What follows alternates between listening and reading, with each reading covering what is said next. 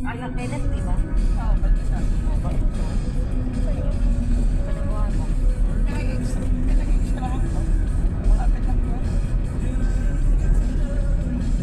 Yung pinag-extra kami nila ate. May day may na ka. Send mo sa akin ha. Yahoo. Gamot. Kay mama lang.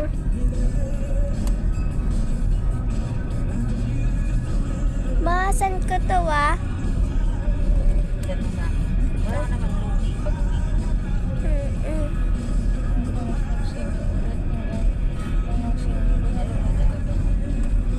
Ako nanonood, di ka naman. Ano, ikaw nalunod? Tinulak ako pa ni Pops, kaya nalunod ako. At least na-save ka niya. Ako nga, nag-aaway pa. Kaya siya Ang galing na binabantay ako eh. Naging, Ay, walang problema. ang galing yung bantay ko. Pinanunod lang Eh, ba't ako. kasi hindi ka humawak dun sa salbabida? Last kayo ng salbabida, hindi ka pa humawak. Ano ba naman yung kamay mo? Nakakalimutan ko eh. Bakit? Malapit kami dito ng Pero, Pilipino. ang ginawa. Alam ba din ang Pilipino yun? Mana lang sa nanay.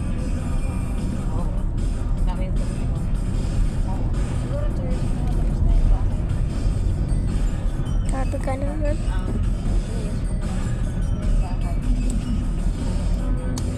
Ganyan na. Nakatanso ko talaga oh. Hindi ba talaga tapos yun? Ay, tapos na nga. Ganda. Ganun siya. Hubad. Lamon lang sa mundo. Tapos kaya maliligo pa rin daw araw-araw ha. Depende ka. Depende sa mood.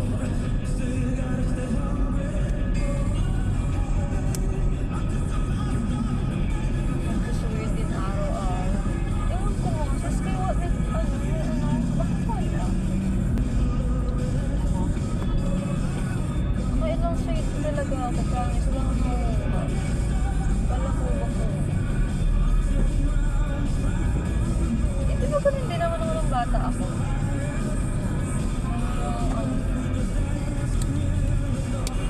Te, ang tagal yung 2 minutes na yan. Te, ano ba yung my day mo?